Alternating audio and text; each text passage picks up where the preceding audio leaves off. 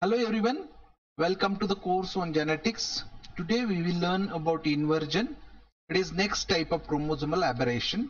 In previous videos we already discussed about two types of chromosomal aberration, that is duplication and deletion. So now we are dealing with inversion. It is next type of chromosomal aberration. So inversion, it is nothing but the rotation of a part of chromosome or its a set of genes by 180 degree on its own axis. So inversion, as name indicates, it is inversion of the, or it is rotation of a part of chromosome, that is segment of chromosome or the genes present on that segment by 180 degrees on its own axis. So this is nothing but the inversion. So this inversion, it is possible due to breakage and reunion. Inversion results in neither a gain or nor a loss in genetic material, but simply a rearrangement of the gene sequence. So in this inversion, it is takes place due to breakage and reunion, means the chromosome segment or piece, it gets breaks down into different pieces, and these all segments or pieces get reunited. In this case there will be no gain or no loss of genetic material, as we have seen in deletion and duplication. But here, due to this reunion, sometimes some pieces, they get added or they get united in different position or different places, so that there will be rearrangement of gene sequence, means number of genes, they are become as it is or they are remain as it is, but the sequence of these genes, it may be changed into the reinversion process. Suppose we will take an example for the better understanding of the concept of inversion. Suppose that there is a chromosome having genes arranged on it in the sequence A, B, C, D. So here this is a chromosome and which contains the genes on it in the sequence A, B, C, D. Due to X-rays, it would be possible to break the chromosome into three segments, that is A, B, C and D. So due to this X-ray treatment or sometimes by a natural way, this chromosome which having this sequence, it get breaks into three segments. First segment, it is A, another segment BC, and third segment it is D. So the middle segment might then become reversed and attached to the end segment, giving rise to the rearrangement, that is ACBD. This is known as inversion. So see here, the position of A is as it is, but the position of B, C, it has been changed. So BC, it becomes CB due to inversion, and that C comes first and B comes later. D remains as it is. So the position after, so this is breakage of the chromosome into different segments. Middle segments generally get inverted, and due to that, after reunion or reunited pieces, the position of chromosome will become ACBD. So this particular rearrangement of genes of chromosomal segment, it is known as inversion. Inversion always involves two breaks, and it always the internal segment which becomes inverted. So as we have seen in the previous example, that inversion, it involves two breaks, means the chromosome will break down into two places and it will form three pieces, and it is always the internal segments which becomes inverted. So always if you see, the internal segment becomes inverted, never one of the external segments. There is a reason behind it why these external segments are not get inverted, because only the broken and sticky ends of chromosome segment can become attached after breakage. The unbroken end contains a covering or cap and it is known as telomer, so which prevent them from sticking to one another or to the broken end. So the meaning of this is that only internal portion or internal segment of the chromosome it will get inverted because it contains both ends sticky, but the external two segments they are having only one end it is sticky, another end it is having a covering or cap, it is known as telomer, so that they will not get inverted and only the internal part it get inverted. Inversion vary greatly in size. Some involve just a small segments of chromosome, other a very large segment. So inversion it will be vary greatly in size, means it is depend upon the chromosome segment or segment size. So some segments will be just a small segment, or in some cases they may be very large segments. Now we will see about inversion heterozygotes. So how inversion heterozygotes will be formed. So for that we will take an example. If a sperm cell with an inversion, that is ACBD, means inversion has been taken place here in the sperm cell, that is ACBD. It should be in normal chromosome it should be ABCD, but here inversion has been taken place into the middle piece, that is ACBD. It fertilizes a normal egg, that is ABCD, and offspring is produced which contains both the inverted and the normal chromosome. So here one thing you have to remember, that we have selected a male, that is sperm cell with inverted chromosome, and another egg it is having the normal egg ABCD. So offspring which will be resulted from this cross, it will produce and it contains both the inverted and normal chromosomes. So see here, ACBD, it is sperm cell we have taken, and this is ABCD. So this is the offspring which is resulted from this cross, that is ACBD and ABCD.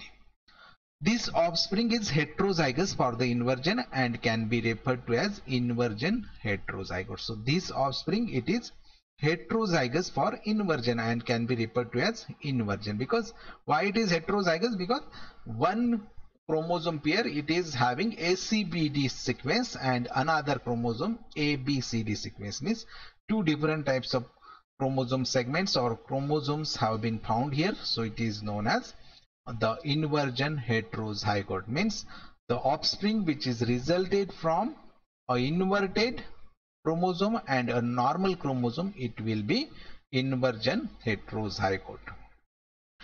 Now if the normal egg above had contained the recessive ABCD instead of the dominant ABCD, the offspring would have been of composition. So here we are going to change the egg, that is female chromosome, that is from ABCD to small ABCD. So now we have changed the egg chromosome segment, and here offspring composition will be ACBD ABCD, means in this place, that is capital ABCD, it get replaced due to this recessive sequence, that is ABCD. So it would have been heterozygous both for the inversion and for the genes at loci ABCD. So here you can see they are heterozygous for both, that is inversion heterozygous, here you can see, and it is for gene loci ABCD. So these are small ABCD, it is gene loci. This is capital ACBD, it is again another gene loci, means heterozygous for gene loci and heterozygous for inversion. So here you can see ACBD sequence and here ABCD sequence. So these at the reduction division, the inverted and the normal chromosome pair in an inversion heterozygote, but the only way which they can pair exactly is by forming a loop in the manner shown in the following figure. So during the meiosis process or at the reduction division, the inverted and the normal chromosome pair in an inversion heterozygotes will be formed, and but the only way which they can pair exactly is by forming a loop in a manner shown in the following figure. So when these two chromosomes are going to pair with each other, they will pair by forming a loop, which is shown in this diagram. So see here, this is normal chromosome which having the sequence ABCD. Another is inverted chromosome which having sequence ACBD. So these are the chromosomes before synapsis. During synapsis, or we may call pairing, they will pair like this by forming a loop. So this ABCD, it will pair like this ABCD. So this is loop formed by them, and another ACBD. So this is the pairing during the synapsis of meiosis or during reduction division. Now there are different types of inversions we will discuss. On the basis of inclusion of centromere in the inversion, there are two types of inversions. So on the basis of inclusion of centromere in the inversion, means if centromere is included into the inversion part or not, on that basis inversion has been divided into two different types. The first type, it is paracentric inversion, and another is pericentric inversion. So let us see one by one. First of all, we will discuss about pericentric inversion. If the centromere is not included in the inversion, it is known as paracentric inversion. Means if any inverted part, it contains no centromere, or centromere is not included into the inverted part, then it is known as paracentric inversion. Crossing over in the inverted region of a heterozygous paracentric inversion produces dicentric chromosome. So when there will be crossing over in the inverted region of heterozygous paracentric inversion, it produces dicentric chromosome, means it contains two centromeres which forms a bridge from one pole to the other during first anaphase. So it will form a pull due to two centromeres. The means one centromere to one pole and another centromere to another pole. The bridge formed will break somewhere along its length, and resulting fragments will contain duplication and sometimes deletion. In paracentric inversion, acentric, that is without centromere fragment, is also produced, and it fails to move to either poles. It is not considered as meiotic gamete. So in pericentric inversions, there is a possibility of formation of acentric fragments also. Means they fragments or segment, it will not contain centromere at all, and this is known as acentric, means the segment without centromere. Such type of fragments, they will fails to move to either pole. So such type of fragments will not move to either poles because they lack centromere. So due to centromere is absent, it is not considered as meiotic gamete. Here half of the meiotic products are non-functional, 1/4 are functional with a normal chromosome, and 1/4 are functional with an inverted chromosome. So in this case, that is in paracentric inversion, out of 100% products, half, that is 50% product are non-functional, then 25%, that is 1/4, are functional with normal chromosome, and 1/4 are functional with an inverted chromosome. Thus heterozygotes for paracentric inversion are highly sterile and produce only parents like progeny. So this is all about paracentric inversion. In this figure we will see what is paracentric. So see here, this is normal chromosome A, B, C, D, E, F. If there will be the inversion, it will takes place in this segment, that is C, D, E. Here there will be no inclusion of centromere because centromere is present here in between A and B. It is not in here, so that inversion it will takes place in this part, that is C, D, E, where centromere is absent. So as we have seen, this is the inversion, or if inversion it will not include centromere, then it is known as paracentric. So see here, this is resulted chromosome after inversion A, B, E, D, C, F. So here you can see this is inverted part, means E first comes first, then D, and then C. So this is known as paracentric inversion. Now we will see pericentric inversion. When inversion includes the centromere, it is called as pericentric inversion. Means inverted part, if contains any centromere present, then it is known as pericentric. Crossing over in a heterozygous pericentric inversion results in deletion and duplication, and also produces rod-shaped acrocentric chromosomes. So in this, if crossing over will be takes place in the heterozygous pericentric, then there will be deletion and duplication process takes place, and also it will produce rod-shaped, that is acrocentric chromosomes. Acrocentric means if centromere is present at the end of the, or it near the end of the chromosome.